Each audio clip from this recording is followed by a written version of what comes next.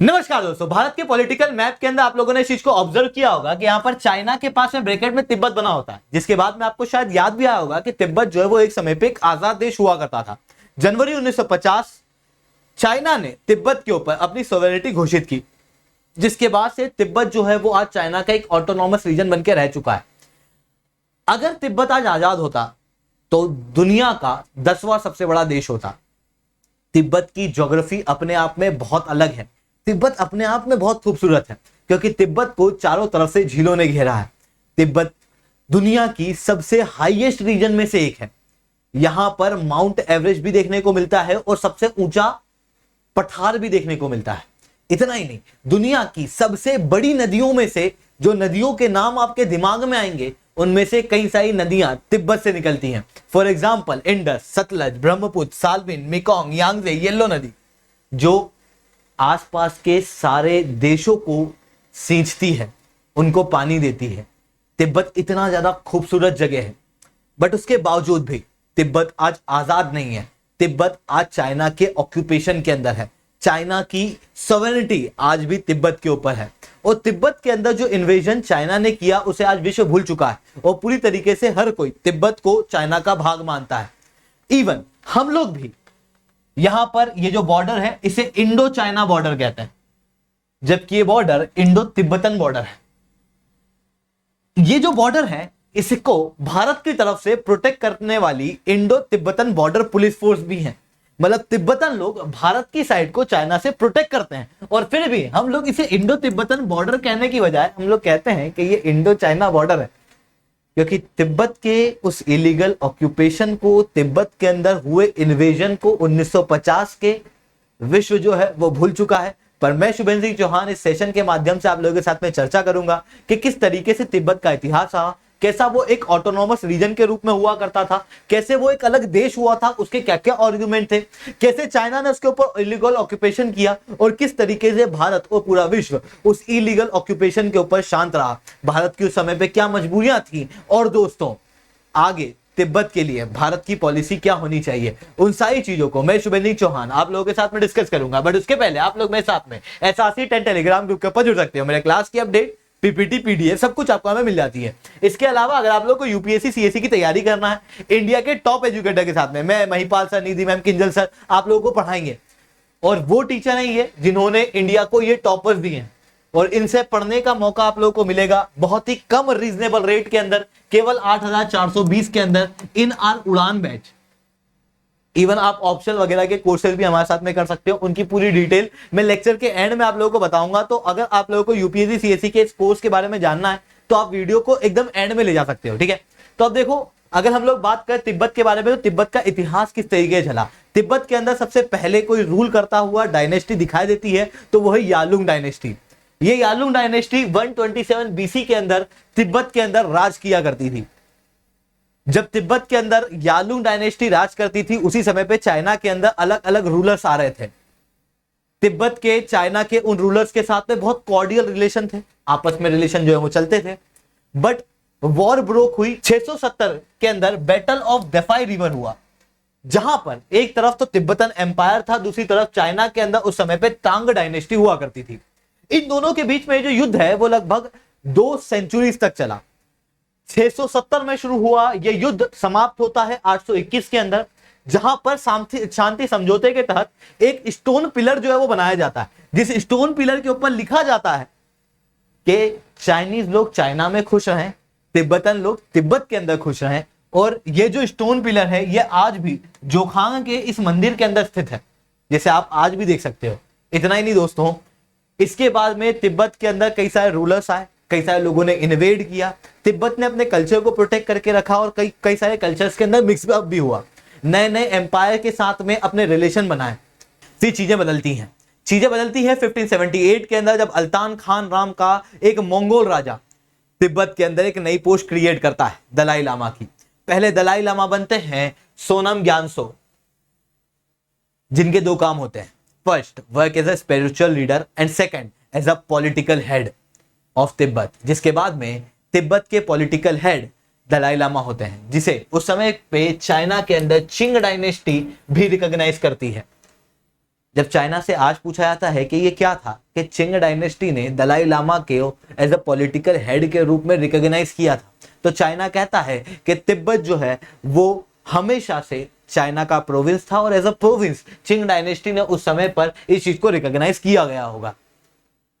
पर तिब्बत का कहना यह है कि तिब्बत हमेशा से एक आजाद देश था और तिब्बत के इसी कारण से चाइना के साथ में कॉर्डियल रिलेशन थे, जिसका एग्जाम्पल है ये। और साथ में यहां पर जोखांग के अंदर बना हुआ स्टोन पिलर, जो किसी देश के साथ में ही एक एग्रीमेंट के रूप में साइन हो सकता था। इतना ही नहीं दोस्तों, इसके बाद चीजें बदलती हैं। चिंग डायनेस्टी चाइना के अंदर रूल कर रही होती है। उस समय पर दलाई लामा का रूल जो है वो चलता है तिब्बत के अंदर। 1720 के अंदर चिंग डायनेस्टी तिब्बत के ऊपर आक्रमण कर लेती है और चाइना अपने सबसे बड़े एक्सपांशन के ऊपर पहुंच जाता है। 1720 के बाद से तिब्बत जो है वो चिंग डायनेस्टी के अंडर में होता है। हालांकि 1800 तक आते आते चाइना के अंदर भी सब कुछ स्टेबल नहीं था, क्योंकि वर्ल्ड की पॉलिटी बदल रही थी। कॉलोनियल लीडर्स जो है वो उभर के आ रहे थे। यूरोपियन वर्ल्ड के अंदर, खास रूप से एशिया के अंदर अपनी कॉलोनी बना रहे थे। उसका शिकार बनता है चाइना। चाइना को अलग अलग भागों के अंदर विभाजित कर दिया जाता है। कोई कहीं व्यापार करता है, कोई कहीं, कहीं पे जर्मनी होता है, कहीं पे रशिया होता है, कहीं पे हम लोगों को देखने को मिलते हैं ब्रिटेन, कहीं पे फ्रांस। हालांकि ये सब लोग व्यापारी के रूप में होते हैं। जो ओरिजिनल रूलर उस समय पे होता है वो चिंग डायनेस्टी का ही होता है, यानी कि रूल चिंग डायनेस्टी का है, पर काम सारा जो है वो अंग्रेज देख रहे हैं। ठीक उसी समय पे भारत के अंदर हम लोगों को देखने को मिलता है अंग्रेजी शासन हो रहा था और चाइना के अंदर कई सारे यूरोपियन बैठे हुए थे। जब भारत के अंदर अंग्रेजी शासन अपने पूरे चरम सीमा में पहुंच जाता है तो 1903-1905 के अंदर डिसाइड किया जाता है कि अंग्रेज जो है वो लहासा की तरफ चढ़ाई करेंगे, यानी कि तिब्बत के ऊपर चढ़ाई करेंगे। जिसके बाद तिब्बत के साथ में अंग्रेजों की लड़ाई होती है 1903 के अंदर।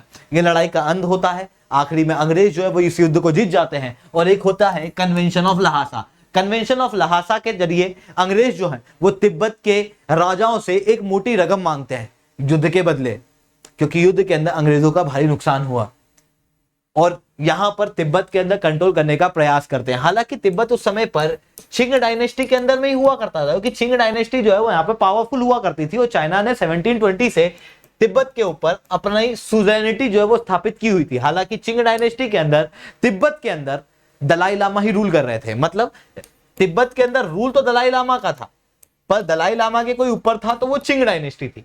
यहां पर हराया अंग्रेजों ने था दलाई लामा को और उसके बाद में दलाई लामा के साथ में लहासा की ट्रीटी की। तो चिंग डायनेस्टी ने कहा कि हम कहां गए। ऐसी कंडीशन में चिंग डायनेस्टी को मनाने के लिए 1906 के अंदर एक और ट्रीटी की जाती है पेकिंग के अंदर, जिस समय पर आप यहां पर क्लियरली देख सकते हो कि एक तरफ तो चिंग डायनेस्टी के रिप्रेजेंटेटिव होते हैं, दूसरी तरफ अंग्रेज।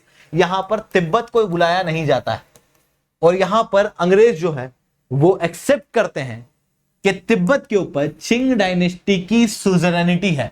सोवरेनिटी नहीं, सुजरेनिटी को एक्सेप्ट किया जाता है। सुजरेनिटी क्या होता है, एग्जाम्पल के स्वरूप में समझना। भारत के अंदर जो प्रिंसली स्टेट हुआ करती थी वो अंग्रेजों की सुजरेनिटी के अंदर थी, यानी कि उनके इंटरनल अफेयर को वो खुद मैनेज करती थी, पर उनके डिफेंस और फॉरेन अफेयर को अंग्रेज मैनेज करते थे। इसका मतलब ये नहीं था कि अंग्रेजों की सोवरेनिटी थी प्रिंसली स्टेट पे, बल्कि उनकी सुजरेनिटी थी प्रिंसली स्टेट पे। चिंग डायनेस्टी की भी सुजरेनिटी एक्सेप्ट की गई थी, ना कि सोवरेनिटी। अब चीजें चेंज होती है। 1906 के अंदर ट्रीटी होने के बाद में 1911 के अंदर चाइना के अंदर एक रिवॉल्यूशन होता है और चाइना के अंदर रिवॉल्यूशन होने के बाद में चाइना के अंदर किंग डायनेस्टी अलग हटती है और रिपब्लिक ऑफ चाइना की सरकार बनती है। याद रखना, ये रिपब्लिक ऑफ चाइना आज ताइवान के अंदर रूल कर रही है। अभी जो चाइना के अंदर रूल कर रही है वो पीपल रिपब्लिक ऑफ चाइना है, यानी कि पीआरसी।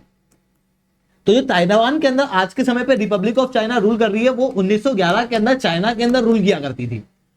और जब ये रिवॉल्यूशन हुआ उस समय पे चाइना के अंदर बहुत ज्यादा इनस्टेबिलिटी क्रिएट हो रही थी। इन्हीं इनस्टेबिलिटी का फायदा उठाते हुए तिब्बत ने अपने आप को आजाद किया और 13 दलाई लामा उस समय पर तिब्बत के हेड बने और तिब्बत एक ऑटोनॉमस कंट्री के रूप में चल रहा था, यानी कि सब कुछ बहुत अच्छा था। वर्ल्ड वॉर खत्म होने वाला था, 1914 के अंदर वर्ल्ड वॉर खत्म हो जाता है फर्स्ट। उसके बाद में तिब्बत एक आजाद देश था, चाइना भी अपने आप में एक आजाद देश के रूप में रिपब्लिक ऑफ चाइना के अंडर में हुआ करता था। ठीक इसी समय पे 1947 के अंदर भारत भी आजाद हो चुका था। मतलब एक तरफ भारत था, बीच में तिब्बत था, एक तरफ चाइना था। उसी बीच में फिर क्या होता है, 1949 के अंदर चाइना के अंदर रिवॉल्यूशन फिर होता है, और उस रिवॉल्यूशन का अंत होता है 1949 के अंदर, जिसके बाद चाइना के अंदर कम्युनिस्ट पार्टी का रूल आ जाता है। और जब चाइना के अंदर कम्युनिस्ट पार्टी का रूल आता है तो उसके लीडर उस समय पे माओ जेडोंग होते हैं। और माओ जेडोंग एक बहुत ही एस्पिरेशनल लीडर थे, जिनका मानना था कि हम लोगों को बहुत एक्सपांशन करना, चाइना की एक्सपांशनिस्ट पॉलिसी के अंदर इनका एक बहुत बड़ा हाथ है। इनको चाहिए था तिब्बत आजाद देश नहीं बल्कि चाइना का भाग हो। इसी कारण से 1 जनवरी 1950 के दिन तिब्बत के ऊपर चाइना जो है वो अपनी सॉवरेनिटी घोषित कर देता है, जिसके बाद तिब्बत के अंदर अफरा तफरी हो जाती है। तिब्बत को कोई ऑप्शन नहीं दिया जाता। तिब्बत को कहा जाता है या तो हमारे रूल को एक्सेप्ट करो या युद्ध करो। तिब्बत युद्ध का रास्ता अपनाता है और चाइना के रूल को एक्सेप्ट नहीं करता है, जिसके बाद चाइनीज लोग यहां से तिब्बत के अंदर एंटर करने लगते हैं और बैटल ऑफ चेम्डो होता है। जब बैटल ऑफ चेम्डो हो रहा होता है उस समय पर चाइना की आर्मी 3 मिलियन सोल्जर्स की थी और तिब्बत के अंदर केवल 1 मिलियन टोटल पॉपुलेशन हुआ करती थी। और तिब्बत के जो लीडर थे वो इस समय पे हो चुके थे 14th दलाई लामा। और जिस समय पर 1950 की मैं बात कर रहा हूं, उस समय इनकी उम्र बहुत छोटी हुआ करती थी, 10-15 साल के ये हुआ करते थे। और जस्ट अभी 1950 के अंदर ही इन्हें पावर अज्यूम कराई गई थी। ये जस्ट अपने थ्रोन पे बैठे थे, मतलब एक छोटा बच्चा तिब्बत को रूल कर रहा था। जितनी तिब्बत की आबादी थी उसके मुकाबले 3 गुना बड़ी आर्मी तिब्बत के ऊपर अटैक कर रही थी। ऐसी कंडीशन में तिब्बत के पास कोई ऑप्शन नहीं बचता है। तिब्बत के अंदर से डेलीगेशन चाइना के अंदर जाते हैं, चाइना से बातचीत होती है, चर्चा होती है। और चाइना उस समय पर एक पॉइंट रखता है कि आपको आजाद तो हम घोषित नहीं करेंगे, पर 17 पॉइंट का एक एजेंडा होगा जिसे आपको साइन करना पड़ेगा।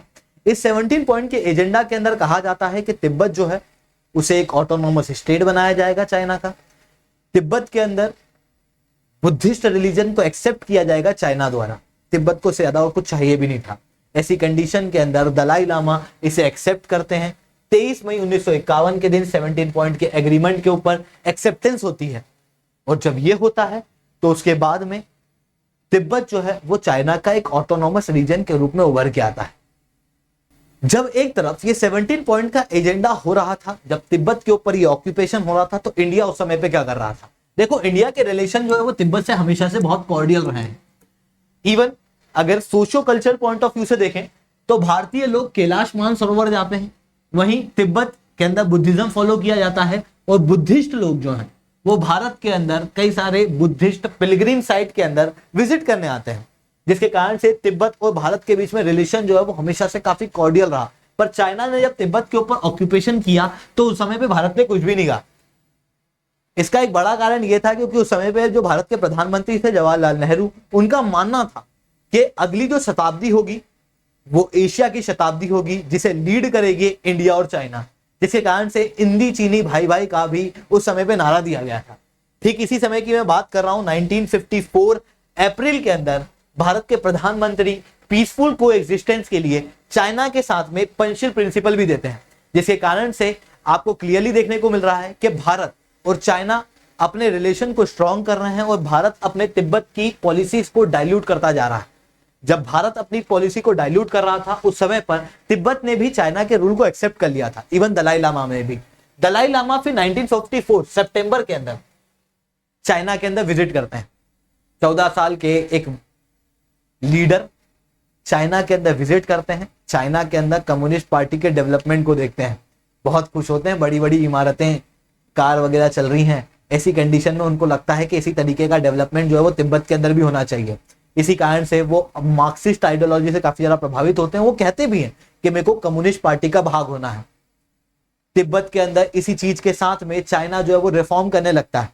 और जब चाइना के द्वारा तिब्बत के अंदर रिफॉर्म किए जाते हैं तो रिफॉर्म के नाम पे कुछ नहीं, बस एथनिक क्लींजिंग की जाती है। क्योंकि उस समय पर जो लीडर चाइना के अंदर हुआ करते थे वो थे माओ जेडोंग, और माओ जेडोंग का सीधी सी पॉलिसी थी, 1 नेशन 1 लैंग्वेज 1 कल्चर। वो रिलीजन के बिल्कुल विरुद्ध में थे, केवल बुद्धिस्ट रिलीजन नहीं बल्कि सारे रिलीजन के विरुद्ध में थे।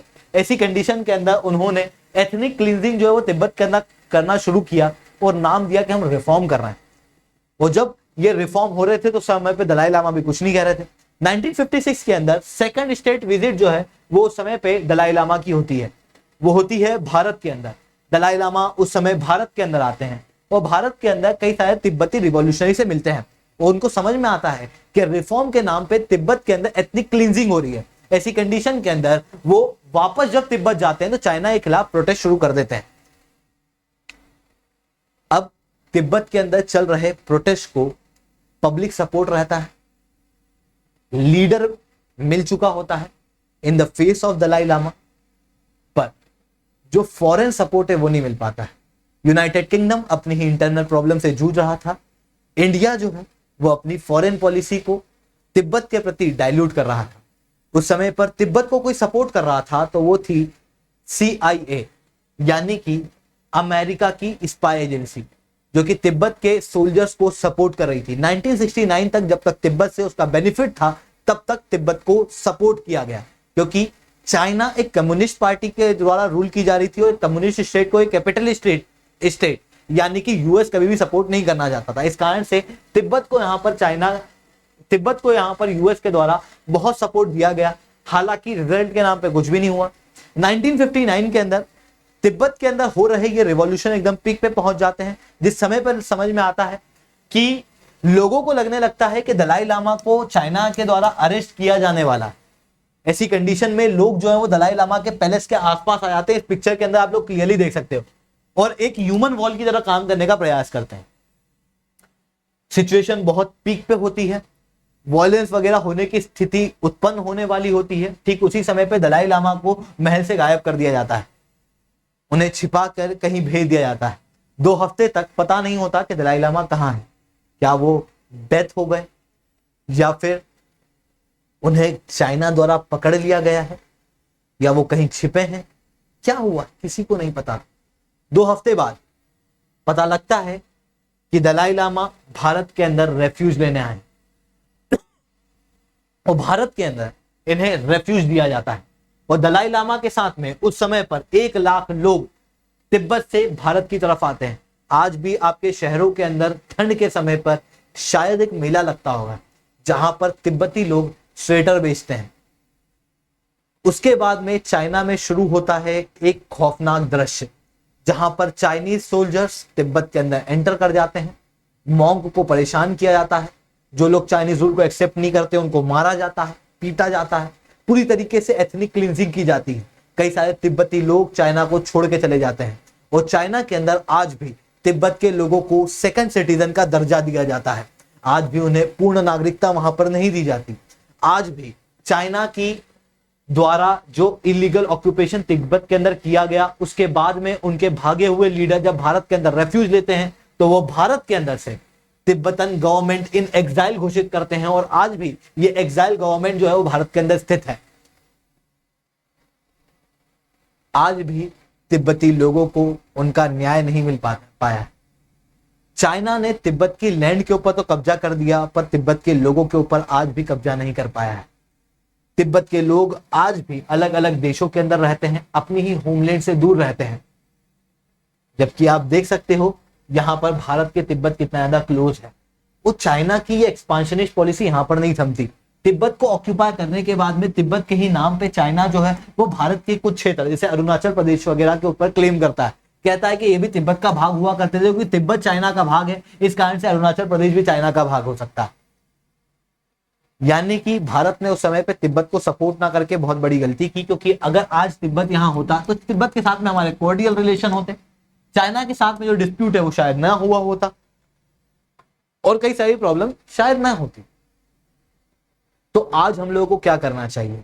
उस समय की जो समस्याएं थी वो अलग थी, आज की चीजें अलग हैं। आज भारत एक बड़ी पावर के रूप में उभर के आ रहा है। वो भारत किस तरीके से तिब्बत के लोगों के लिए स्टैंड ले सकता है, उसके लिए इंडियन एक्सप्रेस के अंदर एक आर्टिकल आया था जिसके अंदर कुछ पॉइंट जो है वो बताए गए थे। जिसके अंदर सबसे पहले तो यूनाइटेड नेशन के द्वारा जिस तरीके से पैलेस्टीन को ऑब्जर्वर स्टेटस दिया गया, उसी तरीके से तिब्बत को भी ऑब्जर्वर स्टेटस दिया जाना चाहिए।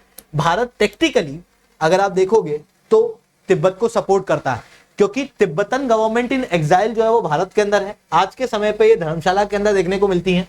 शुरुआत के अंदर ये मसूरी के अंदर बनाई गई थी, 1960 के अंदर ये धर्मशाला के अंदर देखने को मिलती है। यानी कि टेक्निकली अगर आप देखोगे तो तिब्बत को भारत जो है वो सपोर्ट करता है, पर थोड़ा ओपन होके नहीं। अगर भारत तिब्बत को और ज्यादा ओपन होकर सपोर्ट करेगा तो जिस तरीके से अफ्रीका के अंदर अपार्थाइड पॉलिसी के खिलाफ कुछ देश खड़े हुए, उसके बाद में पूरा विश्व खड़ा हुआ, उसी तरीके से तिब्बत के कॉज के लिए भी पूरा विश्व शायद खड़ा हो सकता है। इसकी शुरुआत हम लोग इंडिविजुअल लेवल पे भी कर सकते हैं। हम लोग अक्सर भारत और तिब्बत के बीच में जो बॉर्डर है उसे इंडो चाइना बॉर्डर कहते हैं, जिसकी रक्षा तिब्बत करते हैं Indo Tibetan border police force के जरिए। और किससे? चाइना से। और हम लोग नाम क्या लेते हैं? यह है इंडो चाइना बॉर्डर। क्यों ना हम लोग उस बॉर्डर का नाम अब से इंडो तिब्बतन बॉर्डर लेने लगे, क्योंकि चाइना जब भारत की सॉवरेनिटी को एक्सेप्ट नहीं करता अक्साई चीन वाले रीजन में, जम्मू कश्मीर वाले रीजन में, अरुणाचल प्रदेश वाले रीजन में, तो हम भी तिब्बत की सॉवरेनिटी को क्यों एक्सेप्ट करें? तो दोस्तों तिब्बत के ऊपर चाइना की सॉवरेनिटी को क्यों एक्सेप्ट करें? तो दोस्तों आप लोगों को ये लेक्चर कैसा लगा, आप लोगों की क्या मान्यता है, उसको आप लोग नीचे कमेंट के अंदर बिल्कुल से लिख सकते हो। दोस्तों आज के लिए इतना ही रखते हैं। अगर लेक्चर अच्छा लगा हो तो लाइक करना, लेक्चर बहुत अच्छा लगा हो तो ऐसा कमेंट करना। अगर आप लोगों को यूपीएससी सीएससी की तैयारी करना है तो मैंने लेक्चर के बीच में आपको एक चीज का रेफरेंस दिया था, दैट इज द उड़ान बैच, जो कि पाथफाइंडर की टीम द्वारा लाई गई है, जहां पे 900 से ज्यादा लाइव क्लासेस आपको दी जाएंगी, 10 मेंस और 40 प्रीलिम्स की टेस्ट सीरीज, कंप्लीट सिलेबस का कवरेज, टॉपर्स द्वारा आप लोगों की क्लासेस ली जाएगी। केवल आपको 8,420 के अंदर पड़ेगा। इसके अलावा अगर आपको ऑप्शनल पढ़ाई करना है तो आप लोग अलग से एक ऑप्शनल का कोर्स भी ले सकते हो, जो कि भी 8,420 का पड़ेगा। हमारे पास में हिस्ट्री, एंथ्रोपोलॉजी, ज्योग्राफी और पीएसआईआर, ये सारे ऑप्शनल जो है वो अभी के समय पे अवेलेबल है। आपको चाहिए कि जीएस के लिए उड़ान बैच और ऑप्शनल दोनों एक साथ ले लें तो वो भी आप लोग ले सकते हो, अभी ऑफर अवेलेबल है। इन किसी भी सब्सक्रिप्शन के ऊपर अगर आप लोग SRC 10 कोड का यूज करोगे तो आप लोगों को मेरे द्वारा वन-ऑन-वन मेंटरशिप, साथ में अनअकैडमी के ऊपर डायरेक्ट डिस्काउंट जो है वो अवेलेबल होंगे। आपको चाहिए कि सर हमको अभी के लेक्चर, भविष्य के लेक्चर, और अभी हमारा ऑप्शन भी फिक्स नहीं है तो हम लोग कोई एक ऑप्शन ले भी नहीं सकते, तो हमको चाहिए कि यार आपके सारे लेक्चर का एक्सेस मिल जाए। तो आप पाथफाइंडर के सारे लेक्चर जो अभी हैं, जो भविष्य में आएंगे अगले 2 साल तक, उनको एक्सेस कर सकते हो केवल 19,999 के अंदर। यहाँ पर भी आप SRC 10 कोड का यूज करोगे तो आप लोग को मेरे द्वारा वन-ऑन-वन मेंटरशिप और साथ में अनअकैडमी के ऊपर डायरेक्ट डिस्काउंट मिलेंगे। आज के लिए इतना ही दोस्तों, जय हिंद, जय भारत।